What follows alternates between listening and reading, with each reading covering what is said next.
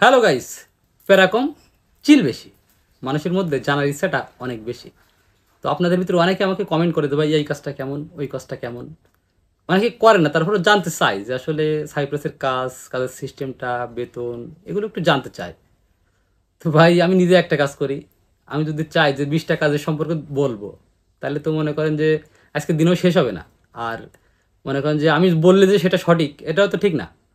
তো যাই হোক, আমি সাইপ্রাসে যে বিভিন্ন ক্যাটাগরির কাজ আছে, তো এই কাজ সম্পর্কে আমি একটু বলার চেষ্টা করব। তো আমি বড় কোনো কোম্পানির কথা আমি বলবো না, কারণ আপনি নিজেই জানেন আপনার বাংলাদেশে যদি একটা ভালো প্রতিষ্ঠানে কেউ চাকরি করে বা কাজ করে, সে কিন্তু ভালো থাকবে।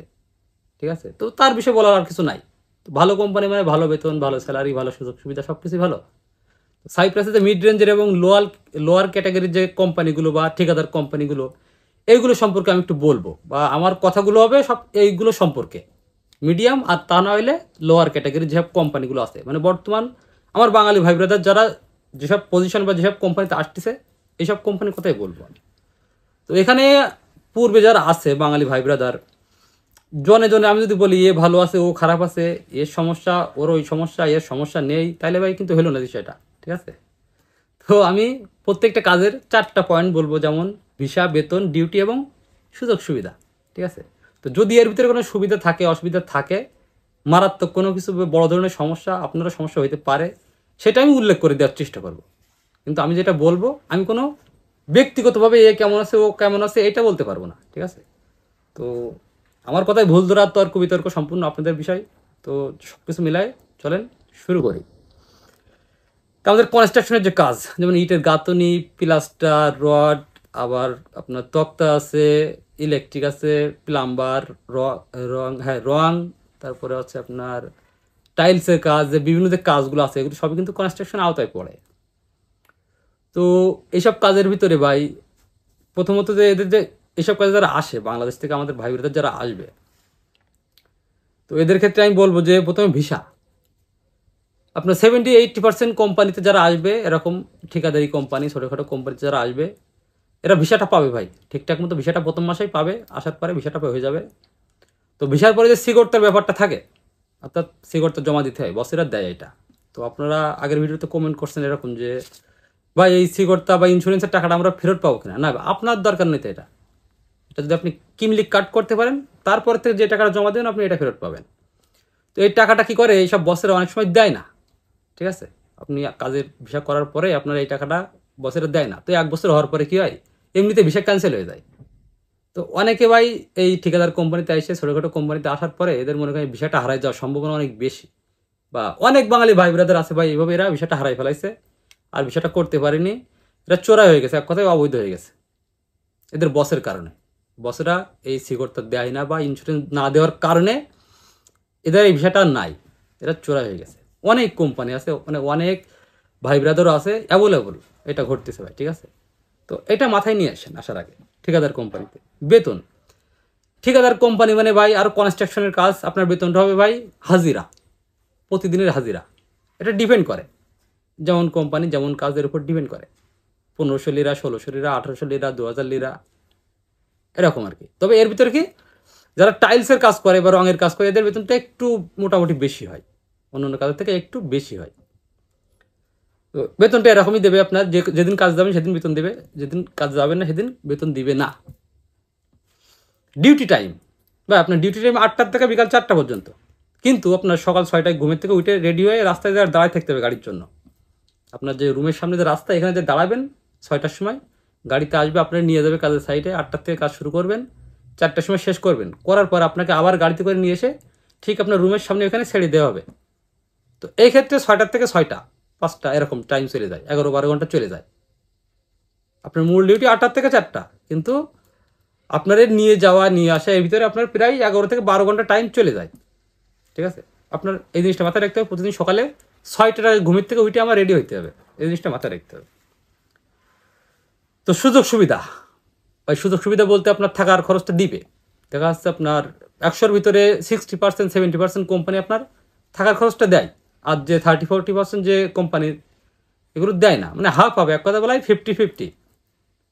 থাকার খরচটা দেয়, অনেকে থাকার খরচ দেয় না, আর খাওয়া তো দেয়ই না, খাওয়ার কোনো খরচ নাই। ঠিক আছে ভাই, এখানে খাওয়ার খরচ দেবে না, খাওয়া খরচটা আপনার নিজের। যা হোক, কনস্ট্রাকশন সাইজের ঠিকাদার কোম্পানি বা ছোটো মিডিয়াম কোম্পানি এই সম্পর্কে আমি কিন্তু একটু ধারণা দিলাম আপনাদেরকে। এবার দ্বিতীয় ক্যাটাগরি আমাদের যে কনস্ট্রাকশন বা যে হাতের যে কাজগুলো হয়, কারিগর টাইপের যে কাজ, যেমন কাঠের কাজ, বিভিন্ন প্লাইউডের যে ফার্নিচারের কাজ, তারপরে আপনার দর্জির কাজ বা সেলাই যে দর্জির কাজ, বিভিন্ন ধরনের অ্যালুমিনিয়ামের ফ্রেম বা বিভিন্ন অ্যালুমিনিয়ামের যে ফার্নিচারগুলো তৈরি হয় এর কাজ, আপনার লোহার কাজ, বিভিন্ন ধরনের লোহার যন্ত্রপাতি তৈরি করে ফ্যাক্টরিতে বা মিল ফ্যাক্টরির ভিতরে যে কাজগুলো হয় এইগুলো। এই কাজগুলো মোটামুটি হয় আপনার সানাই এলাকায়। তো সানাই, এখন বলুন ভাই সানাই কি? হ্যাঁ, সানাই বলতে শিল্প এলাকা। আমাদের বাংলাদেশে যেমন শিল্প এলাকা আছে না, যে মিল কলকারখানা ফ্যাক্টরি এইসবগুলো আছে, সানাই বলতে শিল্প এলাকা। তো এইসব ধরনের যে কাজ, এই কাজের কথা বললাম আমি, এইগুলো বেশিরভাগই শিল্প এলাকা বা সানাইতে থাকে। এর ছোটো ছোটো মিল থাকে, ফ্যাক্টরি থাকে। তো এই সমস্ত কাজের যে যে বিষয়গুলো আমি একটু বলি এখন, যে ভিসা বা এই সমস্ত জায়গায় যারা কাজ করে অধিকাংশ লোকই এদের ভিসা থাকে। অবৈধ লোক এখানে কাজ করে না বা কাজে নেয় না। সানাই বা শিল্প এলাকায় যে ফ্যাক্টরি মিল ফ্যাক্টরিগুলো থাকে, এখানে যারা কাজ করে বা কাজে নতুন করে লোক নেয় কিংবা বাংলাদেশ থেকে নিয়ে আসে, এদের সবারই ভিসা থাকে, কারণ এরা চোরাই লোক কাজ করে না। অবৈধ লোক খুবই কম, রেয়ার ভাই। হয়তো বা আছে, নাই তা না, আছে কিন্তু খুবই কম। অর্থাৎ ভিসার গ্যারান্টি আছে আপনার এখানে। এখানে আপনার ভিসার গ্যারান্টি থাকবে।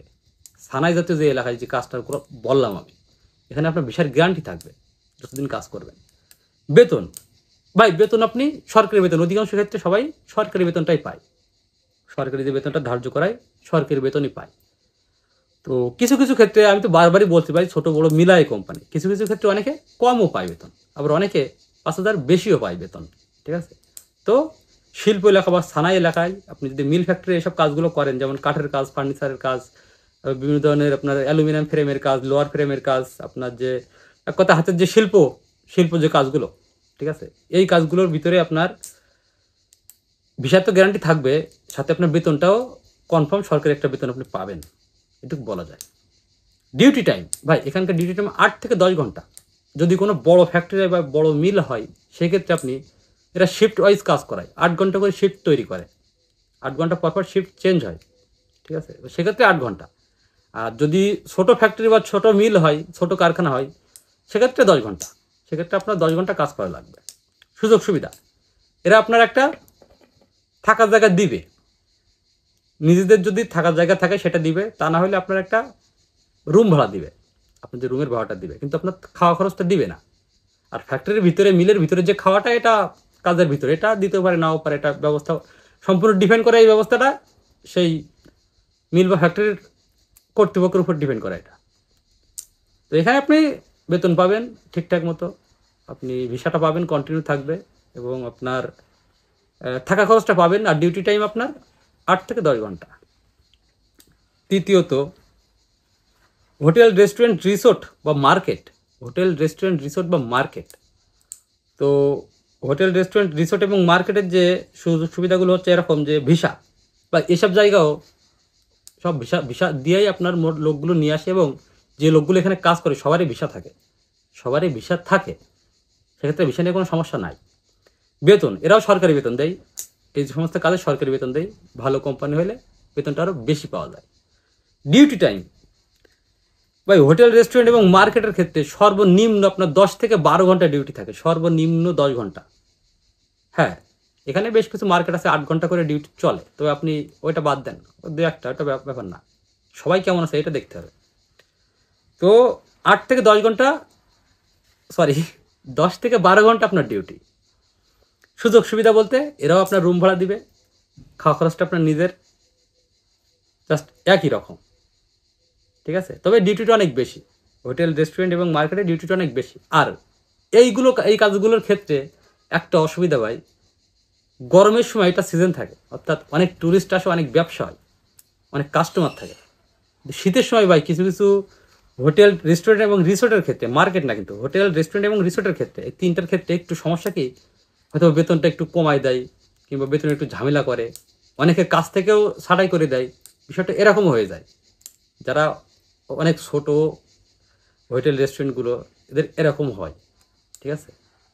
তো একটু অসুবিধা হয় শীতকালে, যখন পুরো শীত পড়ে তখন এই সমস্যাগুলো হয়। সব জায়গায় না, মাঝে মাঝে কিছু কিছু রেস্টুরেন্ট হোটেলে এই সমস্যাগুলো হয় বা করে। এরা এরা আসলে ভালো না, তার জন্য কর্মীর সাথে এরকম ব্যবহার করে। তারপর হচ্ছে আপনার মেকানিক টাইপের যে কাজ, বিভিন্ন ধরনের কলকারখানা ঠিক করে, মেশিন ঠিক করে, এসি ফ্রিজ এগুলো ঠিক করে, গাড়ি সারাই করে, মোটর সাইকেলের মিস্ত্রি, এরকম ধরনের। তো এদের ডিউটি টাইম বাই নর্মাল 8টা থেকে 5টা 6টা 5টা 6টা এরকম, এদের ডিউটিটা এরকম। এদের বেতনটা আপনার লিগালি সরকারি বেতন দেয়। আবার যারা ভালো মিস্ত্রি মেকানিক এরা বেশি বেতন পায়, সরকারি বেতন ছাড়া 10 15 20 হাজার টাকাও বেশি পায় বেতন, কাজ অনুযায়ী, কাজের বয়স অনুযায়ী, ঠিক আছে। আর এদের তো ভিসা অবশ্যই থাকে, এদের ভিসাটা অবশ্যই থাকে।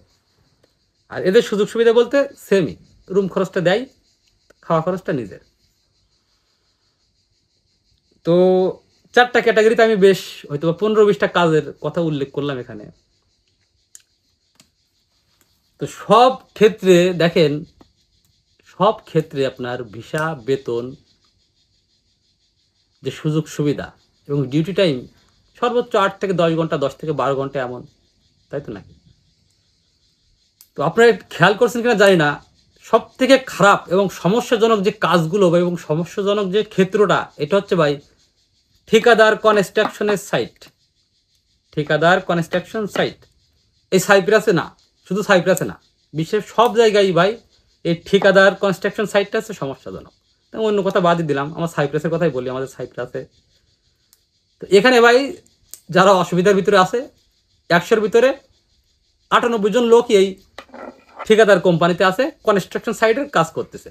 না পাচ্ছে ঠিকঠাক বেতন, না পাচ্ছে ভালো থাকা খাওয়া খরচ, না থাকতেছে তাদের ভিসা, কিংবা পাচ্ছে না অন্য কোনো সুযোগ সুবিধা।